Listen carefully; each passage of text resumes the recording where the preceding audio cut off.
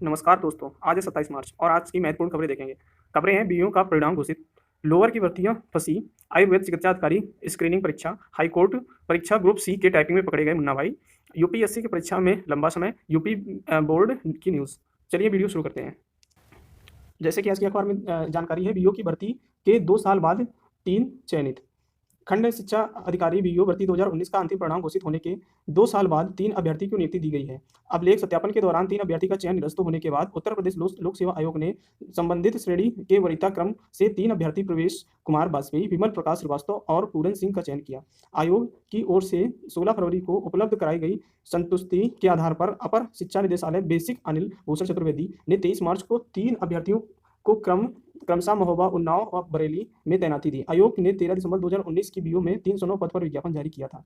इसका परिणाम 30 जनवरी 2021 को घोषित किया गया। 8 से 10 फरवरी 2021 तक अभिलेख सत्यापन में इस भर्ती में टॉप करने वाले ललौली रोड थाना बिंदकी रोड फतेहपुर निवासी प्रणव का चयन निरस्त कर दिया गया था। डीएलएड पास प्रमाण पत्र में हर फेर कर उसे बीएड का प्रमाण पत्र बनाकर प्रस्तुत कर दिया था। इसी प्रकार अनुसूचित जनजाति वर्ग के जितेंद्र कुमार गोंड का जाति प्रमाण पत्र सत्यापन के बाद अनुसूचित जनजाति का न होने के कारण अभ्यर्थन नवंबर 2022 में निरस्त कर दिया गया था।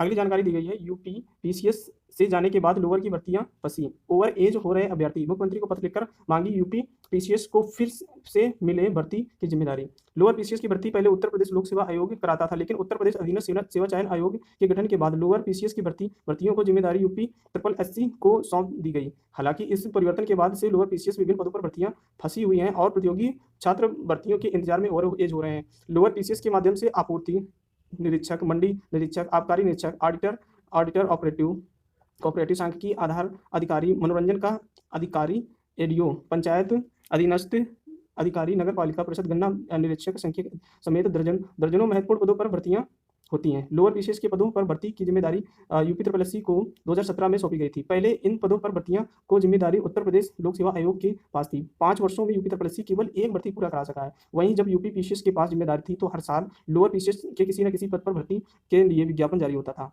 प्रतियोगी छात्रों का कहना है कि नई भर्ती के इंतजार में हर साल बड़ी संख्या में प्रतियोगी ओवर एज हो रहे हैं। इससे प्रतियोगी छात्र हताश हैं। वैसे यूपी SSSC ने अब तक जो भर्तियां परीक्षा कराई है उनमें से ज्यादातर विवादित रही हैं। प्रतियोगी छात्र संघ समिति ने मीडिया प्रभारी प्रशांत पांडे ने मुख्यमंत्री को पत्र लिखकर मांग की है कि उत्तर प्रदेश लोक सेवा आयोग को लोअर पीसीएस के पदों पर भर्ती की जिम्मेदारी फिर से सौंप दी जाए ताकि भर्तियां नियमित अंतराल में होती रहें। साथ ही यह मांग की गई है कि अभ्यर्थी भर्तियों के इंतजार में ओवर हो गए हैं, उन्हें अतिरिक्त अवसर प्रदान किए जाएं। अगली जानकारी, आयुर्वेद चिकित्सा अधिकारी स्क्रीनिंग परीक्षा में 1058 सफल।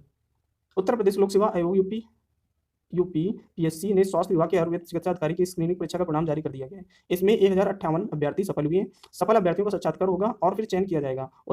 उससे पहले इन अभ्यर्थियों का ऑफलाइन आवेदन करना होगा। परिणाम जारी करने के साथ ही ऑफलाइन आवेदन की प्रक्रिया शुरू हो गई है। 6 अप्रैल तक आयोग में पंजीकृत डाक व व्यक्तिगत रूप से जमा किया जा सकता है। आयुर्वेदिक चिकित्सा के 611 पदों पर भर्ती का विज्ञापन आयोग ने 5 अगस्त 2022 को जारी किया था। इसके लिए 10,084 अभ्यर्थियों ने आवेदन किया था। स्क्रीनिंग परीक्षा के पहले 136 अभ्यर्थियों के आवेदन रद्द कर दिए गए थे। स्क्रीनिंग परीक्षा के लिए 9,948 अभ्यर्थियों का प्रवेश पत्र जारी किया गया। 8 जनवरी 2023 को प्रयागराज और लखनऊ में 21 केंद्रों में सुबह 10 से दोपहर 12 बजे तक परीक्षा हुई। 6,153 अभ्यर्थी शामिल हुए। इनमें से 1,000 अभ्यर्थी की न्यूनतम अर्हता अंक प्राप्त कर सके, जबकि 5,000 अभ्यर्थी फेल हो गए।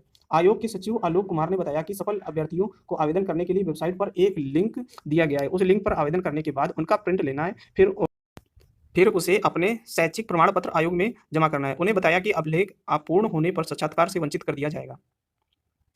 अगली जानकारी यूपी बोर्ड की।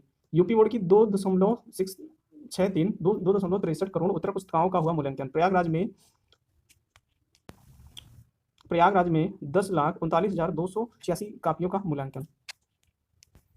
अगली जानकारी है हाईकोर्ट की। इलाहाबाद हाईकोर्ट ग्रुप सी की टाइपिंग चल रही है। टाइपिंग की परीक्षा में दबोचेंगे 7 मुन्ना भाई। Uttar Pradesh civil court staff centralised requirement 2022-23 की टाइपिंग परीक्षा में के दौरान शनिवार को झलवा स्थित शंभूनाथ इंजीनियरिंग कॉलेज में 7 मुन्ना भाई पकड़े गए। यह सभी दूसरे की जगह पर परीक्षा दे रहे थे। पिपरी क्षेत्र के जलवा स्थित शंभूनाथ इंजीनियरिंग कॉलेज में इस परीक्षा का आयोजन शनिवार को 2 पालियों में किया गया था। पहली पाली में 5 व दूसरी पाली में 2 संदिग्ध पकड़े गए। परीक्षा नियंत्रक अभिषेक कुमार पांडे ने इन सभी 7 संदिग्ध पुष्पेंद्र कुमार सिंह पुत्र प्रेम सागर निवास मोहिद्दीन पुर बिंदकी, अजय पटेल पुत्र मथुरा प्रसाद निवासी मेहरौदा प्रयागराज, पंकज कुमार सोनकर पुत्र राजकुमार सोनकर निवासी मिर्जापुर, सूरज सोनकर पुत्र अश्विनी कुमार निवासी गढ़ी कला साहेबगंज प्रयागराज है। इनके अलावा चंदन सोनकर निवासी दरियाबाद अतर सुइया प्रयागराज, अमित निवासी बिजनौर और दीपक शर्मा निवास चंदौली है। पिपरी थानाध्यक्ष श्रवण सिंह ने बताया कि आरोपितों को जेल भेज दिया गया है। अगली जानकारी है यूपीएससी की। भर्ती प्रक्रिया की अवधि को कम करें यूपीएससी। कार्मिक एवं प्रशिक्षण मामला की स्थायी संसदीय समिति ने कहा कि सिविल सेवा परीक्षा की 15 महीने लंबी प्रक्रिया में उम्मीदवार का समय बर्बाद हो जाता है। इसके साथ ही उनके शारीरिक और मानसिक स्वास्थ्य पर भी बुरा प्रभाव पड़ता है। समिति के संघ लोक सेवा आयोग यूपीएससी को सिविल सेवा भर्ती प्रक्रिया की अवधि को कम करने के लिए कहा गया है। उसने कहा कि नवीनतम रिपोर्ट में यूपीएससी से यह भी कहा गया है कि उन कारणों का पता लगाइए जिनकी वजह से सिविल सेवा परीक्षा देने वाले अभ्यर्थियों की संख्या कम हो रही है। उल्लेखनीय है कि यूपीएससी हर साल भारतीय प्रशासनिक सेवा आईएएस, भारतीय विदेश मंत्रालय आईपीएस और भारतीय पुलिस आईपीएस के लिए प्रारंभिक परीक्षा मुख्य परीक्षा साक्षात्कार सहित 3 चरणों में परीक्षा आयोजित करती है। संसदीय समिति ने कहा कि यूपीएससी सिविल सेवा की परीक्षा के लिए अधिसूचना जारी करने को लेकर अंतिम नतीजे जारी करने के लिए औसतन 15 महीने का समय लगता है।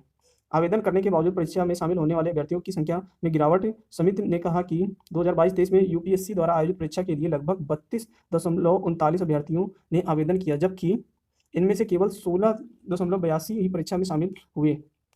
समिति ने कहा कि उदाहरण के लिए 2022 में आयोजित सिविल सेवा परीक्षा के लिए 11 लाख अभ्यर्थियों ने आवेदन किया, लेकिन उनमें से 5.73 लाख ही परीक्षा दी। तो ये रहा आज का वीडियो। अगर अच्छा लगा हो तो लाइक करें, सब्सक्राइब करें और शेयर जरूर करें। Thank you.